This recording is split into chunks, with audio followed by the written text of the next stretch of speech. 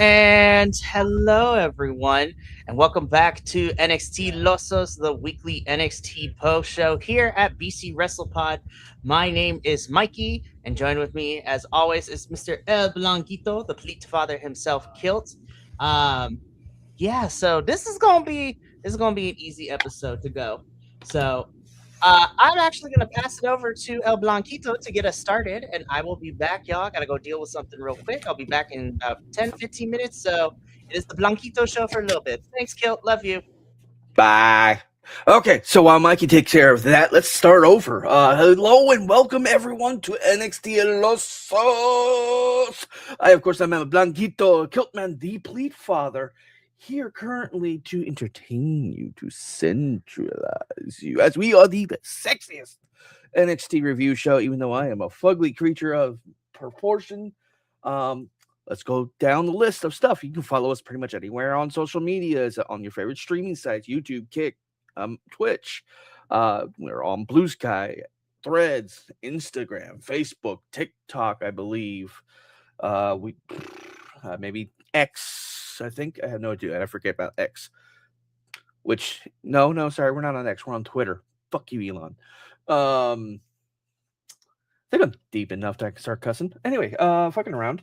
You'll see there's a Kofi bot that'll post every so often in chat. So if you feel like donating to us, please do. Pay-per-views and streaming services cost a ton. I had to cut out ESPN just so that I can save money. Oh, God. What else is there? There's also you can get our fourth wall merch, as you see here, and my sexy NXT Losos shirt. Love that thing. We're here twice on Wednesdays, Thursdays, Fridays, and I believe sometimes Saturdays when Mikey hauls my unfortunate soul into the building for review of AAA. Excuse me. I need to mute something because it's distracting me. Anywho, there's a lot to go over tonight. There's a lot that we got to see, a lot that we didn't get to see. Unfortunately, I was not in the house because I had no money to drive over there, and I just did not feel like going. I was so tired yesterday, which is a blessing I didn't go. Okay, I'm not. Yeah, I didn't put invisible. I put do not disturb. Sorry, I keep hearing things in my ears, and I'm like, I'm going to fight someone. I'm going to fight someone. I'm going to fight someone. Where am I going to put you? Right here. Oh. Sorry, I'm spreading the word of NXT Losos everywhere as we get started. All right, first off, we have Grayson Waller. Where the fuck have you been?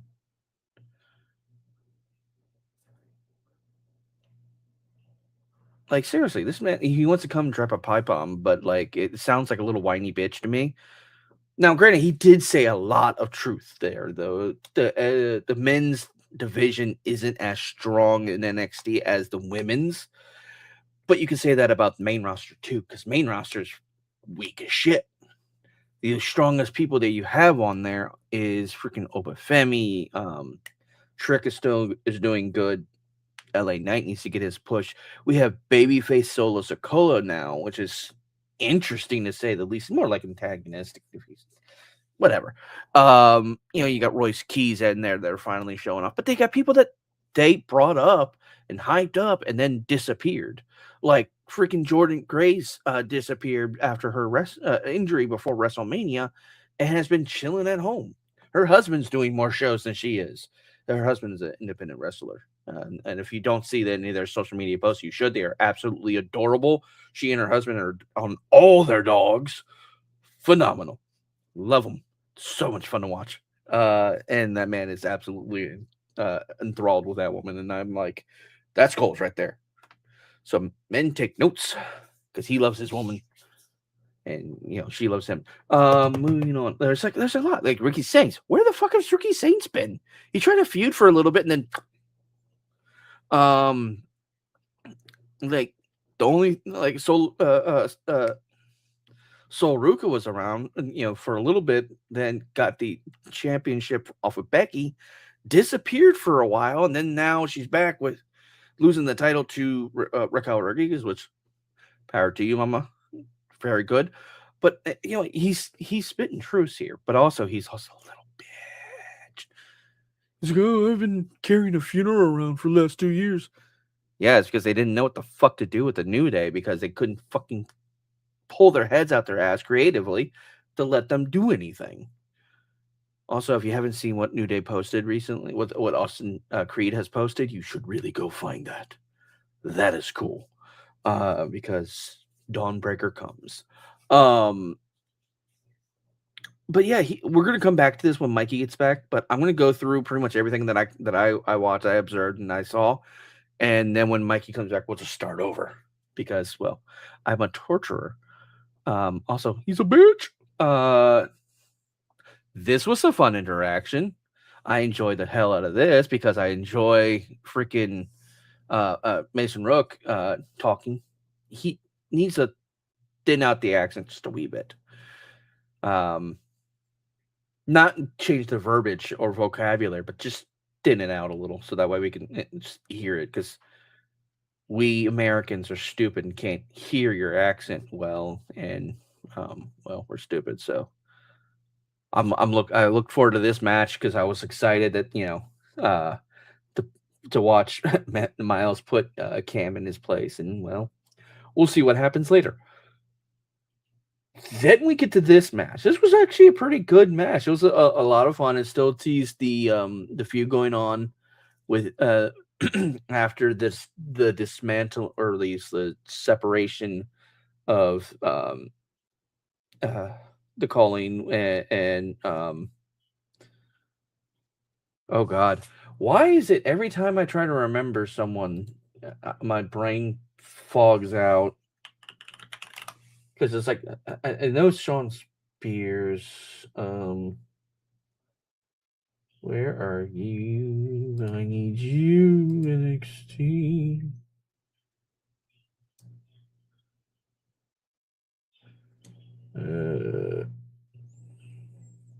Yeah, it's Sean Spears breaking up with Izzy Dame and what's his name? There's Tony. There's and Nico Vance. Yeah. I'm a terrible person with names. I don't know. And this was a banger. Lizzie Rain is becoming not only a crowd favorite, but my personal favorite. I'm loving her energy that she's bringing. I'm loving her athleticism. I'm loving what she's getting a chance to do. Izzy is good and getting better on the mic, and is a relatively good heel. She needs better improvement, I think, at least mic wise. She's doing decent in the ring. I have no problems with Izzy's in ring performances. Mike needs a little bit more work still. She needs to. I don't know. There's something about her delivery that just doesn't inspire confidence in me, and I'm like, you're okay, but whatever. All right, moving on. We see this segment. Okay, first off, last week I took Mini Kilt, my son, who is in town, to NXT, to the PC to watch the show and have a great time. We got to meet our main man right here in the middle, Romeo. Where'd you go? I gotta make sure I'm saying the names right, because if I don't, I'm gonna feel like a jackass.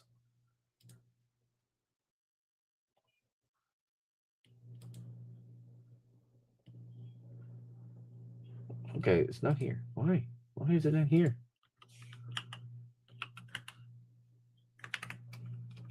I don't know. I'll figure it out later. I thought it was Romeo Morella, because it's Romeo Morella and Noah M. Dar, along with the new Cruz Montana. I'm still getting used to the new name. I understand it's called back to his dad, who he lost 6 years ago. I'm hoping I'm hoping if it's better, if it's good for him. Honestly, they could have added Cruz. They could have made him Cruz Santana. That would have been great. I thought that would have been fine, but you know what? If he wants to be Cruz Montana, I'm gonna follow him with that. Also, you got the interaction between our boy Saquon, uh, being himself and looking cool, and all of a sudden here comes the Yapper, who makes everything about her. And yeah, I'm gonna just skip on from her because I don't really care that much. Now we got coming into with this little vignette with Stone and the Vanity Project bitching, and then all of a sudden in comes our boy. Sorry, I keep getting distracted because I'm trying to make sure I'm saying names correctly because I don't want to say names right. It's Keanu Carver's. Duh. I should know this because I had an issue when he first got in and how rough his character was. And I just didn't like how it set him up. But I'm also very concerned because he came in chill as all get out, and I'm like, ooh, no, that's scary. That's a scary man. Scary man's calm. That's scary enough. All right, we're good. I'm excited to see this next week. That's going to be fun. We'll see what's going on with that. Then we have Dad, and I will call her mommy now because she's beautiful, amazing. Yes, Jada. Anyway, these two in a tag team match against Natty's little pets. I love these two a lot. They have good chemistry. I think that they are going to do really well. I'm just gonna mute the stream because I keep hearing myself because I have really good headphones, even though it's at 1%. This was a good segment. I think Thea is getting a little over hyper with the delivery on this, but she actually did really good. This was a really good segment. I'm excited to see what they're going to do next week in their tag match, and I'm excited to see Jada smiling again and having fun.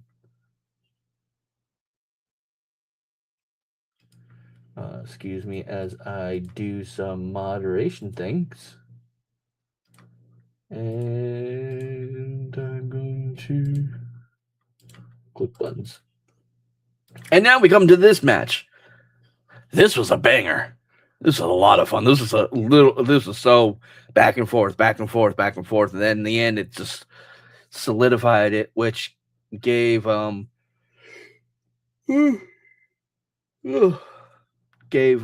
boy Miles Bourne the win, which means him and Tavian Heights get to go next week to go against the Vanity Project boys in for their titles. Hopefully, this makes Miles a double champ. I want this. I would love this, but also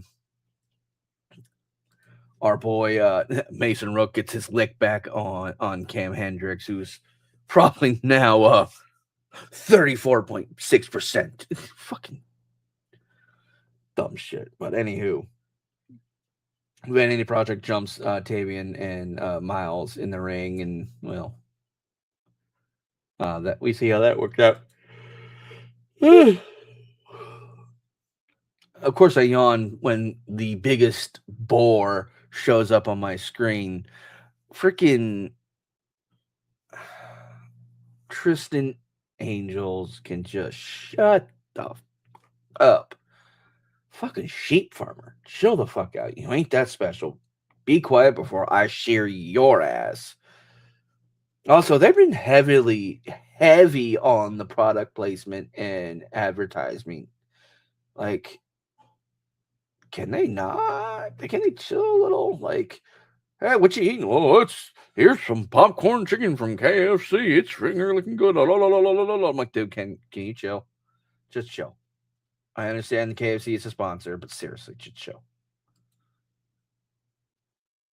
I don't like this. I don't like this at all.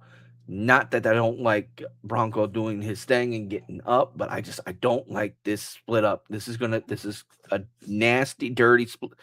This is almost as bad as when they split Soul and Zarya. Now, granted, yes, Zarya's doing amazing, Soul's doing good, but it's still I just don't like dirty split ups. And then there was this. So we're in Stone's office again. Zarya's trying to figure out who her next opponent's going to be, and not Kendall, Ren Sinclair wants to know who she is going to be going after, so that way she can, you know, get stuff up. But it takes a tournament, and we don't have time for a tournament right now. We're about to hit a PLE within 4 weeks, and then so it's like, all right, well, you two go to town. And so they're gonna go and have fun and they're gonna fight next week. So yay! Hold on. Oh, I want to skip for a second. Sorry. I should have reviewed the slides before we started, but I didn't because I was trying to make sure that I got plenty of game time in because I'm obsessed with Hokopia. I'm literally trying to speed run this as much as possible to try and see if I can beat Mikey to the end. This match was fire. I loved it. Now, granted, whatever the AAA I don't know, a group, the Perros. I always forget the name. I always forget how to pronounce it. So I just call them the Perros. Came out. The two guys came out and distracted everybody and basically cost.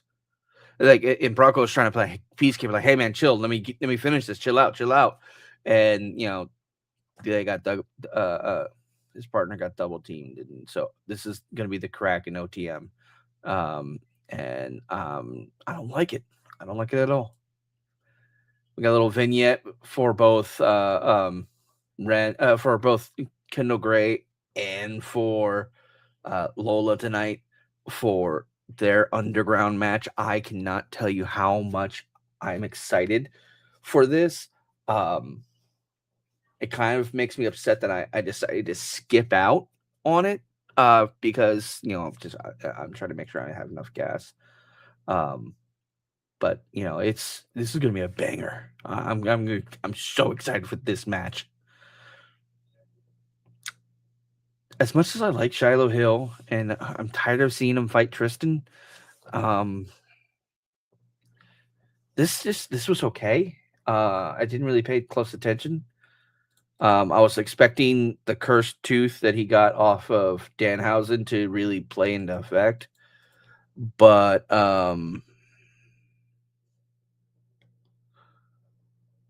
yeah, it's okay. It was a good match, but it's like it felt repetitive. I felt like the cursed tooth thing just didn't really play into anything. And so here's our card for next week. We got the NXT Tag Team Championship of Miles Bourne, Tavion Heights versus the Vanity Project. The main event of Kendall Gray versus Lola Vice for the NXT Women's Championship in an underground match. We have Jada Parker and Thea Hale versus Carmen Petrovic and Nikita Lyons. So they're going to do their thing. We got Ren Sinclair and Zarya in a match for basically it's a title match. It's almost a title for title because if Ren wins, she gets to challenge Zarya again for her title. If Zarya wins, she gets Ren's title. And that also concludes with our boy Cruz Montana coming out, cutting a promo. Wait, is there more than just 18? No, there's not. Okay, cutting a promo. Oh, shit, I did it! You did do it. Congratulations. Honestly, I'm gonna be honest. Like, this particular episode of NXT was a lot of talking setup. So it was a ton. It was so much talking. I literally was about to finish the what happened with Cruz, and I was like, hey, blah, blah, blah, blah. Hey, there you are. Okay, cool. So you want to start over, or where do you want to pick up? So we'll fit in. Let's talk about the Cruz Montana promo, and then I'll just go over like the important points that I think were kind of what I took away from this episode. Hmm? So again, first off, we B Kilt and a couple other of our BC Wrestle Pod boys were wondering what name NXT was going to give Mike Santana, and of how awful it was probably going to be. Now, Mike We had Santana got ahead so of many it, and guesses. I know we had so many guesses. They were all awful, but we had a great time trying to guess with it, right? So we learned that Mike Santana has picked the name Cruz Montana for himself as an homage to his father, who is no longer here, which is very sweet. And I can't necessarily bag on that too much. However, I was just like, I sense a half truth, but whatever. I was like, I'm pretty sure that's what it is. But also, they probably played around with it because WWE want to copyright that IP immediately. But it is what it is. So Cruz cuts this promo. He talks about his past, from going from AEW, even though not naming them specifically, to going to TNA and thanking TNA for all the opportunities. And he never thought that he could be a WWE superstar, but here he is. He reinvented himself. People told him that he would never be more than a tag team wrestler, but he reinvented himself in TNA, and here he is. And so he's coming for the top spot, which is great. Love that because honestly, this men's division in NXT kind of needs a little bit of a shot in the arm a little bit now that we have a lot of our folks like Javon and Oba and Trick and Mello and like all the guys that were holding it down over the last year now back up on now over on main roster. Cruz is interrupted by Tony D'Angelo, who agrees with Cruz except for the fact that the top spot is taken by him. And so we're already setting up. It's going at some point. It's going to be Cruz and Tony. They going to feud for a little bit, which is great. Grayson Waller then blindsides Cruz into hitting Tony D'Angelo. A fight breaks out. Spin the block happens. It seems that Waller, Cruz, and Tony are going to be mixing it up in variations probably over the next couple months, which is cool and everything. And that is how NXT goes off the air. So honestly, lots of talking, lots to set up this episode. I do want to quickly just talk about the important points. Number one, the Grayson Waller promo, while I enjoyed it and he had important points to make, again, WWE is probably going to do the same thing. But if there's no follow up for Waller and there was just a promo to create a viral moment, but there's nothing of substance behind it, what are we doing? Second of all, Lizzie, love you down, girl. Love you down. I hated that you had to do that KFC promo because that was awful. That promo, like, Dude, I the literally said that. the ads that they're making the NXT kids do is, oh my god, it is so cringe, and I felt so bad for Lizzie. I was like, this is awful. This is stupid. And I mean, NXT they've had the ads on their mats before, but like that was shoehorning in this KFC ad. I'm like, ew, ew. I hate it. Um, let's see what else. I don't think they're going to win, but I would love for Tavion and Miles to beat the Vanity Project next week, but I highly doubt it. So I don't think it's going to happen. I'm glad that we're finally, progressing the Mason Rook and Cam Hendricks feud because we had to put a pause on that for a little bit. So I'm glad that we're picking it back up. Let's see. I'm really hoping we are officially done with the feud between Tristan Angels and Shiloh Oh my Hill. fucking god, yes, please. Because I thought we were done and over with it, like back at Great American Bash, but apparently not. So I hope that. Sorry to interrupt. I don't know if you how much of what I said about that you heard, because I don't know how close you were. I literally I love watching Shiloh wrestle, and I love his matches. The tradition angle is done. It's over with. It's overused. I'm exhausted from it. I wanted to see something happen with the cursed tooth. Mm-hmm. Nothing did, and I'm like, I'm telling you, man. The follow-up no follow-up is always WWE's biggest thing that hurts them is because they do these things, but not even like a small follow-up, but it is what it is. But I really hope we're done with Shiloh and Tristan.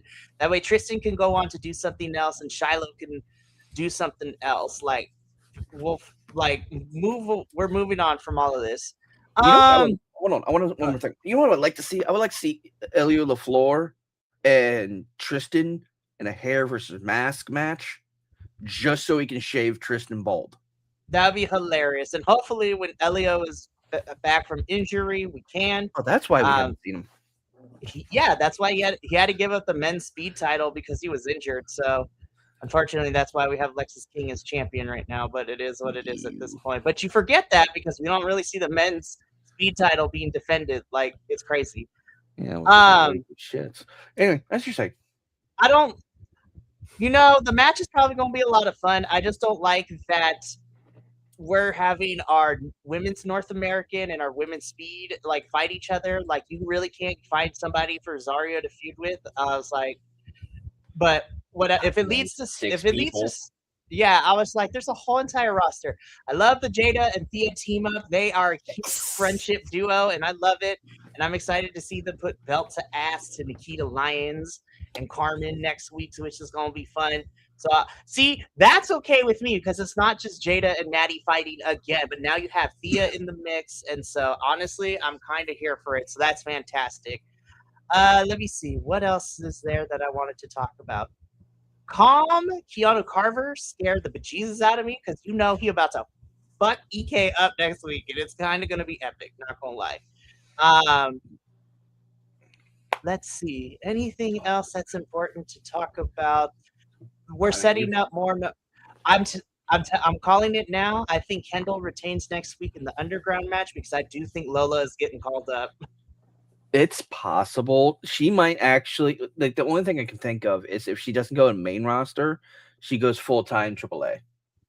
I mean, that could be cool too, but I think she's getting called up to main roster because, she dropped the NXT women's title to Kendall, and then this past weekend, she and Mr. Iguana dropped the titles to Laredo Kid and La Yerda at the AAA show this past weekend. So I need to go back and watch that because I didn't watch it.